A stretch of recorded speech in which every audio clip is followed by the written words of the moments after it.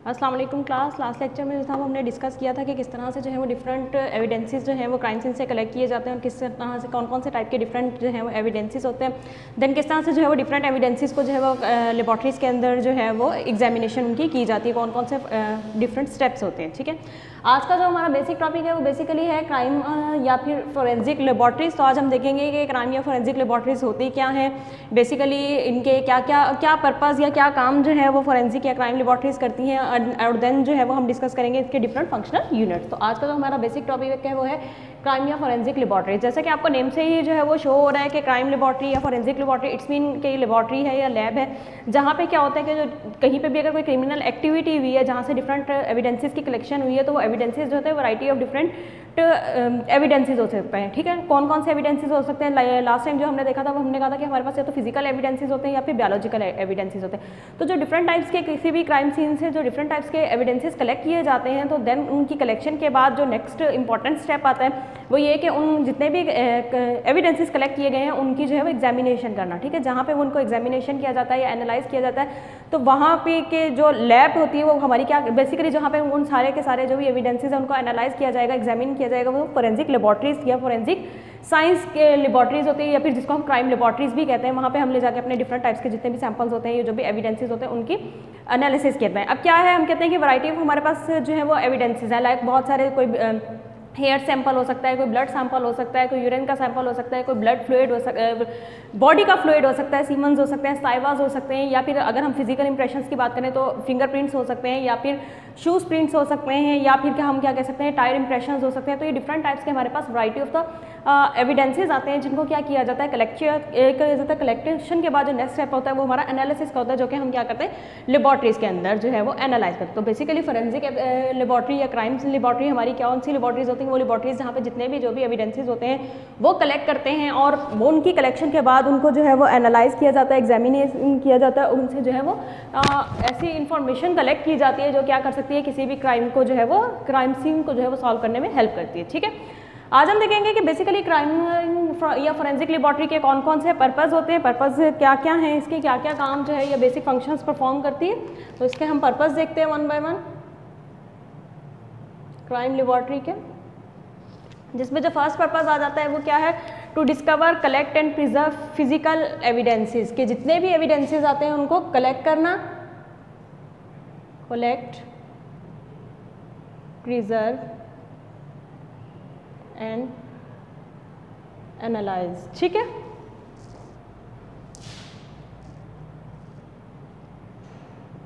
तो जितने भी हम कलेक्शन के टूल्स वगैरह जो भी हो सकते हैं वो भी हम लेबॉर्ट्रीज के अंदर अपने जितना भी सैंपल एविडेंसेस होता है कलेक्ट करते हैं। देन उनको हम प्रिजर्व अगर हमने करना है तो हम उनको प्रिजर्वेशन का जितने भी स्टेप्स होते हैं वो सारे लेबॉर्ट्रीज के अंदर, और जो भी एनालिसिस के स्टेप्स होते हैं फर्दर वो हम करते हैं अपनी लेबॉर्ट्री के अंदर। To maintain and establish a chain of evidence possession. ठीक है, to maintain and establish a chain of evidence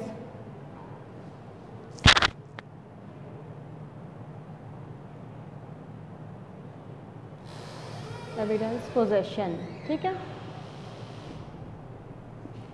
means क्या कि एक डिफरेंट जो एविडेंसेस कलेक्ट होते हैं उनको एनालिसिस करने के बाद डिफरेंट एविडेंसेस जो है वो किस तरह से एक दूसरे के साथ इंटर रिलेट कर सकते हैं, किस तरह से जो है वो लिंक कर सकते हैं, वो सारा का सारा जो है वो हम क्या करते हैं अपनी लेबॉर्ट्रीज के अंदर। Provide complete security of evidence, जो भी एविडेंसेस होते हैं उनकी कंप्लीट सिक्योरिटी को प्रोवाइड करना भी जो है वो क्राइम या फिर फोरेंसिक लेबॉर्ट्री का काम होता है। To provide complete security to evidence. ठीक है, उसके बाद जो नेक्स्ट आता है वो है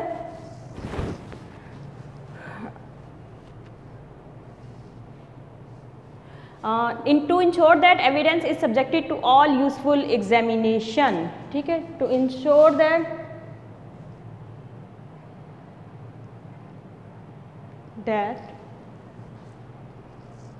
evidences is subjected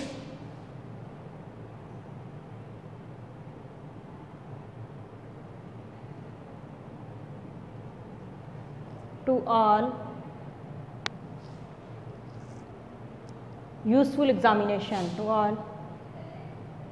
useful examination, ठीक है। मीन्स क्या, फोरेंसिक लेबॉर्ट्री का या क्राइम लेबॉर्ट्री का एक और जो मेजर पर्पज़ होता है या जो मेन काम होता है ये कि जितने भी जो भी एविडेंसेस कलेक्ट किए गए हैं उनके अंदर से जितनी यूज़फुल इन्फॉर्मेशन मिल सकती थी सारी के सारी इन्फॉर्मेशन जो है वो कलेक्ट की गई है, या हम ये कह सकें कि जो भी एविडेंसेस कलेक्ट किए गए हैं उनको हर एक वे से हर एक एंगल से जो है वो उनको एनालाइज करके जितनी इन्फॉर्मेशन में से कलेक्ट की जाती है वो उसको इंश्योर करवाना, ठीक है। To interpret all revealed fact, ठीक है, जितने भी फैक्ट्स आते हैं उनके साथ इंटरप्रिटेशन करना। टू इंटरप्रेट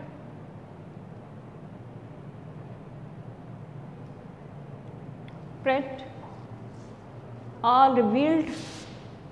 facts, ठीक है, all revealed facts, जितने भी जो भी फैक्ट्स होते हैं उनके साथ इंटरप्रिटेशन करना। देन आ जाता है to provide accurate clear, to provide accurate clear and understandable score present and understandable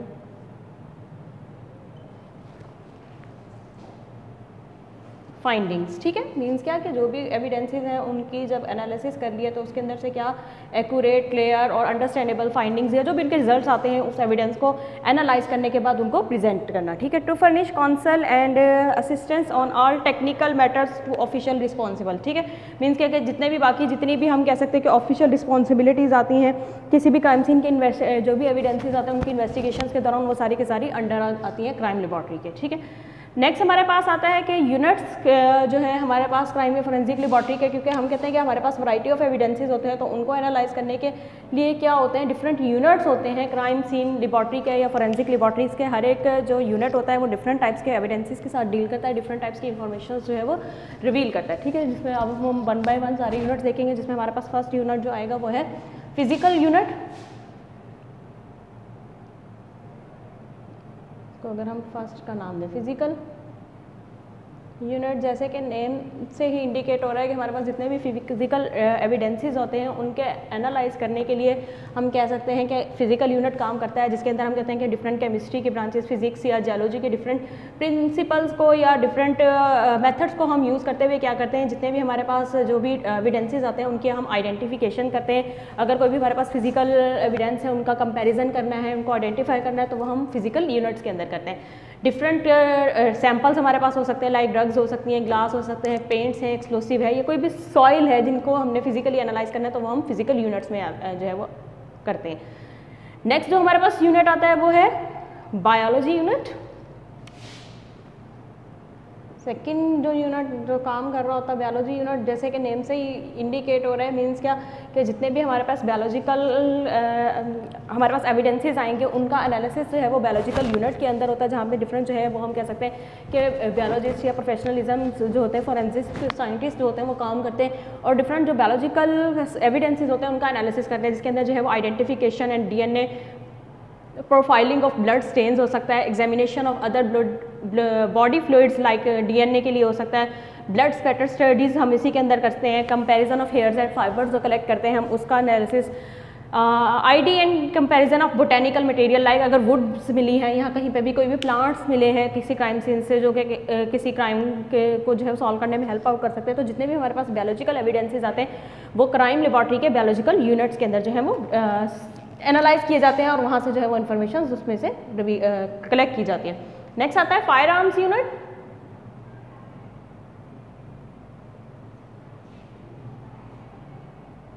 ठीक है,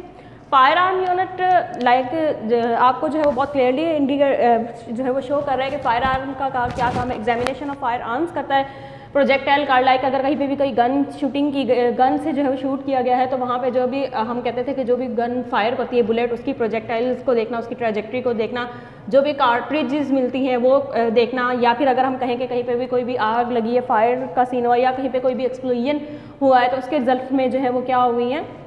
जो भी कार्ट्रिज हैं या जो भी सैंपल्स या जो भी एविडेंसेस उनको मिलते हैं, कोई क्लॉथिंग मिली है, कोई टूल मार्क्स मिले हैं, या फिर कोई ऐसा सीरियल नंबर मिलता है जिससे क्या कर सकते हैं वो ट्रेस कर सकते हैं या फाइंड आउट कर या उसको एविडेंसेस के तौर पे यूज़ कर सकते हैं। तो वो सारे के सारे फायर आर्म यूनिट्स के अंदर जो है वो हम उन सारे के सारे एविडेंसेस को जो है वो एनालाइज करते हैं, जो कि हम कह सकते हैं कि फायर आर्म से रिलेटेड होते हैं। ठीक है, उसके बाद नेक्स्ट आता है document examination unit.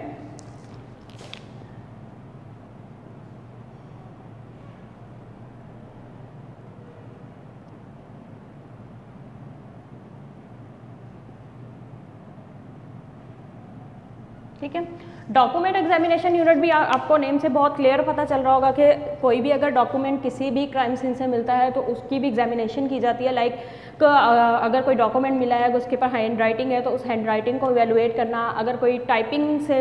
Type form में कोई मटेरियल मिलता है तो टाइप राइटिंग को एनालाइज करना, analysis of paper in ink, altered अगर कोई भी डॉक्यूमेंट है जिसके अंदर कोई भी अल्ट्रेशन की गई है तो वो सारा का सारा हमारा कहाँ पे आता है, डॉक्यूमेंट एग्जामिनेशन का यूनिट होता है हमारी फोरेंसिक लेबोरेटरी के अंदर। जो कि जितने भी अगर कोई भी डॉक्यूमेंट्स मिलते हैं, कोई रेसिपिट मिलती है या कोई फिर मटेरियल उनको मिलता है जिसके ऊपर हैंड राइटिंग है या कुछ भी है जिससे वो क्या कर सकते हैं एविडेंस के तौर पर जो वो यूज़ हो सकता है, तो डॉक्यूमेंट एग्जामिनेशन यूनिट्स के अंदर जितने भी जो भी डॉक्यूमेंट्स मिलते हैं उनका एनालिसिस किया जाता है। ठीक है, फोटोग्राफी यूनिट।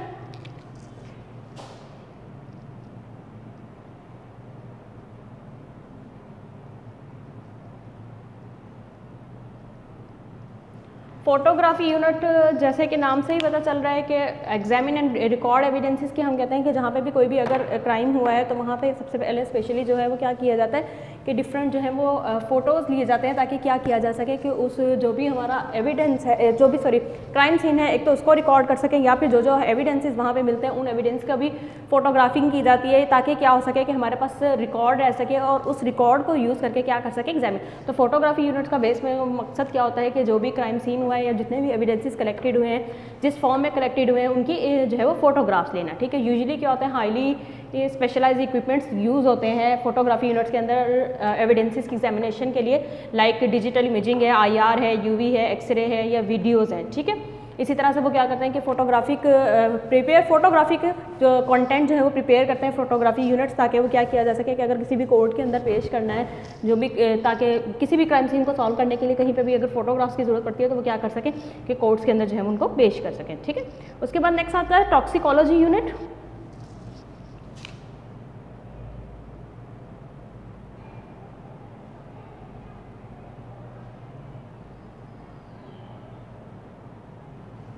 टॉक्सिकोलॉजी यूनिट या बॉडी फ्लूइड्स और organs examine for drugs and poisons. Toxicology unit आपको ऑलरेडी नाम से ही पता चल रहा होगा, इट्स मीन कि बॉडी फ्लूइड्स के अंदर से अगर कोई भी टॉक्सिन्स मौजूद हैं, कोई भी पॉइजन्स मौजूद हैं, ऑर्गन्स हैं, चाहे वो बॉडी फ्लूइड्स हैं, तो उनकी एग्जामिनेशन जहाँ पे लेबॉरेटरी के जिस पार्ट में जिस यूनिट में होती है वो वाला यूनिट जो है वो टॉक्सिकोलॉजी यूनिट कहलाता है। ठीक है, जिसमें हम कह सकते हैं कि क्या होते हैं कि लाइक अगर ब्लड अल्कोहल कंसंट्रेशन हमने फाइंड करनी है तो उसके लिए जो हमने इंस्ट्रूमेंट्स पढ़े थे जिसको हमने इंटॉक्सिलाइजर कहा था या फिर हमने कहा था कि ब्रेथलाइजर होते हैं वो होंगे। इसी तरह से जो डिफरेंट टेस्ट परफॉर्म किए जाते हैं ड्रग्स की अमाउंट को या ड्रग कौन सी टाइप की ड्रग मौजूद है ब्लड के अंदर या बॉडी के अंदर कितने टाइप की ड्रग मौजूद हैं, तो उनकी सारी की सारी मीन्स हम इन अदर वर्ड्स हम ये कह सकते हैं कि जितने भी टॉक्सिक कंपाउंड्स हैं टॉक्सिन्स की डिटर्मिनेशन जो है वो हम टॉक्सिकोलॉजी यूनिट में करते हैं। ठीक है, उसके बाद आता है latent fingerprint unit.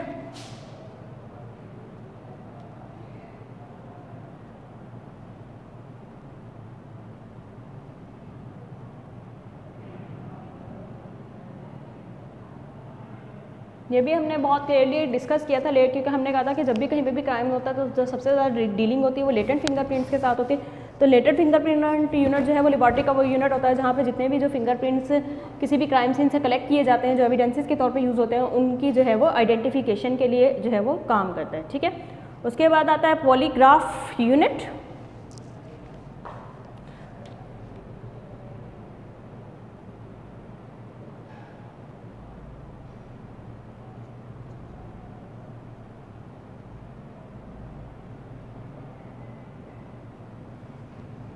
Polygraph unit basically जिसमें हम ये कह सकते हैं कि लाई डिटेक्टर्स जो हैं वो पॉलीग्राफ यूनिट के अंदर जो है वो काम करते हैं और लाई डिटेक्टर्स के जरिए बेसिकली जो भी सस्पेक्ट होता है वो उनसे फाइंड आउट करने की कोशिश करते हैं कि आइदर जो है वो कोई सच बोल रहा है या फिर वो झूठ बोल रहा है। तो यहाँ पे जो है बेसिकली हम कह सकते हैं कि पॉलीग्राफ यूनिट के अंदर लाई डिटेक्टर जो है वो काम करते हैं।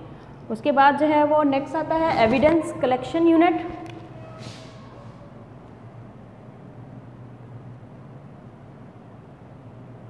एविडेंस कलेक्शन यूनिट, ठीक है, मीन्स क्या कि लेबॉर्ट्री का वो यूनिट या लेबॉर्ट्री का वो पार्ट जो क्या करता है एविडेंस की कलेक्शन के लिए काम करता है, वो एविडेंस कलेक्शन यूनिट कहलाता है, ठीक है। उसके बाद जितने भी लेवर्स वो एविडेंसेस यहाँ पे कलेक्ट किए जाते हैं, देन वो जो भी रिक्वायर्ड यूनिट होता है वहाँ पे वो भेज दिए जाते हैं। मीन्स अगर वो जो भी एविडेंस फिजिकल यूनिट में भेजे जाएंगे, अगर कोई बायोलॉजिकल एविडेंसेस हैं, बायोलॉजिकल यूनिट्स हैं, फायर आर्म्स हैं, तो वो वहाँ पे उसके अकॉर्डिंगली भेजे जाते हैं, ठीक है। वॉइस प्रिंट एनालिसिस या वॉइस प्रिंट यूनिट भी हम कह सकते हैं, वॉइस प्रिंट एनालिसिस यूनिट, ठीक है। Voice print analysis units means क्या कि अगर कोई भी रिकॉर्डिंग्स मिलती हैं सस्पेक्ट्स की, ठीक है, या फिर कुछ भी जो है वो वीडियोस मिलती हैं या तो रिकॉर्डेड फॉर्म के अंदर, तो वॉइस प्रिंट एनालिसिस के अंदर जो है वो बेसिकली क्या करते हैं, जो भी सस्पेक्ट होता है उसकी वॉइसेस को जो है वो एनालिसिस करके क्या किया जाता है, फाइंड आउट करने की कोशिश की जाती है कि कौन सा सस्पेक्ट है जिसकी जो है वो ये रिकॉर्डिंग हो सकती है, ठीक है। यूज साउंड स्पेक्ट्रोग्राफ जो है यहाँ पे बेसिकली यूज़ होते हैं, जिसको हम कह सकते हैं कि स्पीच use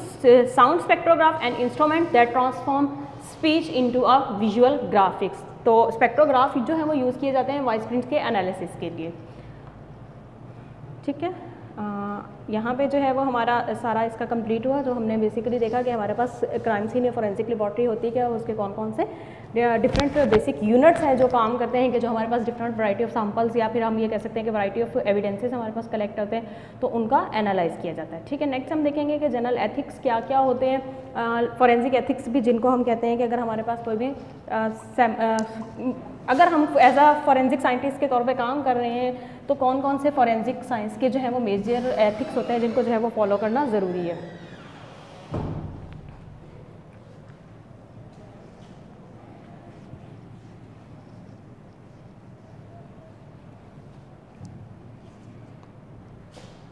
नेक्स्ट है हमारा